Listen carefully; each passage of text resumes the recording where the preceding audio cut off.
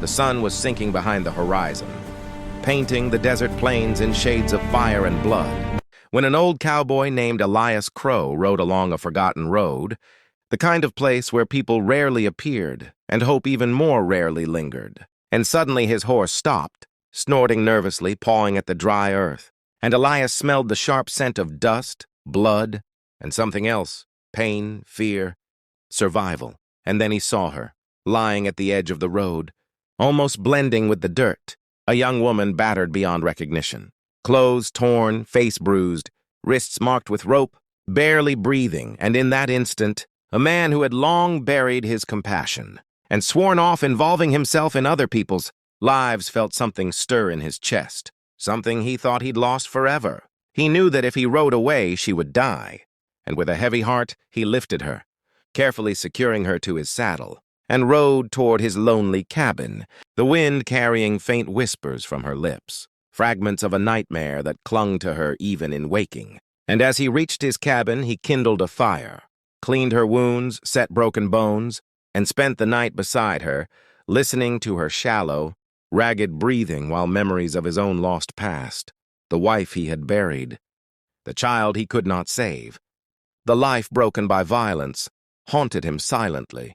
When morning came, she opened her eyes, empty, haunted, terrified of the world around her, and when asked her name, she whispered, "Mara," then fell silent, and the days passed slowly, each night filled with screams and flinches at the slightest noise, menacing shadows from her past that had left her scarred beyond the physical. Yet Elias stayed patient, gentle, respectful, keeping his distance but offering the warmth of a safe presence, and gradually her body began to heal. But her soul remained trapped in darkness until finally she spoke the truth. She had been kidnapped by a ruthless gang, beaten, broken, left for dead on that road. And as Elias sat by the fire, absorbing the weight of her story, he realized that this wasn't just a tale of rescue, but the beginning of reckoning. A reminder that some pasts don't rest until justice is done. And if you are listening to this story now, remember, this is just the start. And if you want to follow the next chapters of this gripping, emotional, and unforgettable story, make sure to subscribe to the channel and join the journey. As Mara grew stronger, Elias's cabin became more than a shelter. It became a sanctuary for two broken souls learning to breathe again. But the shadows of the past never truly disappear. And when Mara finally spoke the name of the gang leader, Cole Ransom, Elias's face hardened, because he had heard that name whispered in fear across the plains for decades. And he knew deep down that his unfinished business with Ransom had come back to claim him. Mara didn't want revenge. She only wanted to live, to never be touched again. But Elias knew that as long as Ransom walked the land, she would never be safe. One night he noticed subtle movements outside the cabin and realized they had been found. So he took Mara to a trusted family in the nearby town for safety and, for the first time in years, opened a dusty old chest, revealing his old revolver, rusty but deadly accurate. The final confrontation unfolded beneath a stormy sky, rain lashing the plains as if the heavens themselves mourned what was about to happen. Elias walked alone into the gang's ambush, not for glory or blood, but to close the door on a chapter that had haunted him for decades. Bullets tore the night, experience outweighed numbers, and by the time it was over, Cole Ransom lay lifeless in the mud, and Elias, wounded and exhausted, returned to the cabin where Mara was waiting, refusing to leave because they were bound now not by fear, but by choice. And as the dawn rose, the desert seemed quieter than ever. Mara was no longer a victim, but a survivor. And Elias, for the first time in years, forgave himself. Months later, Mara started a new life in town, but she often returned to visit. And the cowboy remained in the solitude of his land, because some people belong to loneliness. And this story reminds us that sometimes a single act of compassion can change two lives forever. And if you want to hear more of these powerful, moving, and unforgettable stories, support the channel by subscribing, because there are many more stories waiting to be told.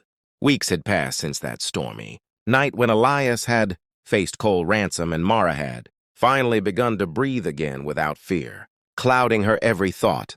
Yet the scars of both body and soul ran deeper than anyone could see, even in the safety of the cabin. Mara sometimes awoke in cold sweats, clutching the sheets, trembling at shadows that weren't there.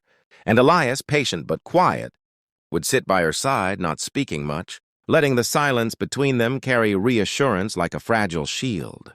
Because he knew that words alone could never erase what had been done to her.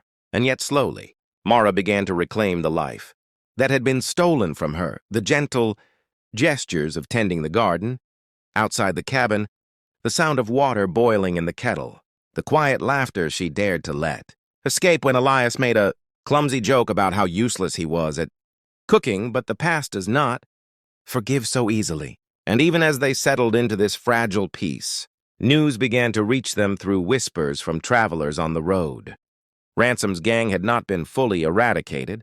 Some of the men had fled, and their vengeance was brewing quietly in the shadows, plotting to reclaim what they believed was theirs. And Elias knew he could not let Mara's fragile trust be shattered again, because each day she grew stronger, more independent, and for the first time, he feared not for himself but for her, for the bright spirit that had survived horrors most people couldn't even imagine. One evening, as the crimson sun sank below the horizon, casting long shadows across the prairie, a distant figure appeared on the ridge, moving slowly but deliberately, and Elias's hand instinctively moved toward the revolver, heart pounding with a mixture of fear and resolve.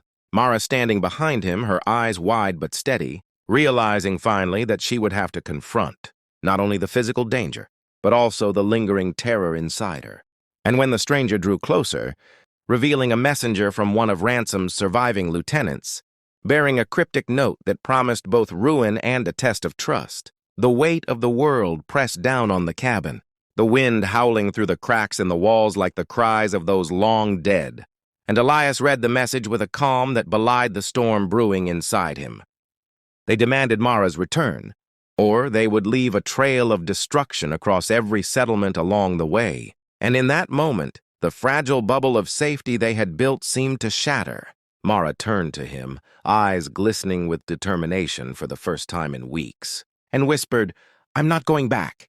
And in her voice, Elias heard a resolve he had long forgotten, the spark of a survivor who refused to be broken twice.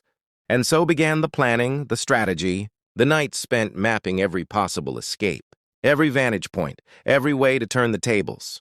Because Elias understood that the only way to truly protect Mara was to face the shadows that still lingered, to confront the remnants of Ransom's gang head-on, and in doing so, he would teach her not just survival, but courage.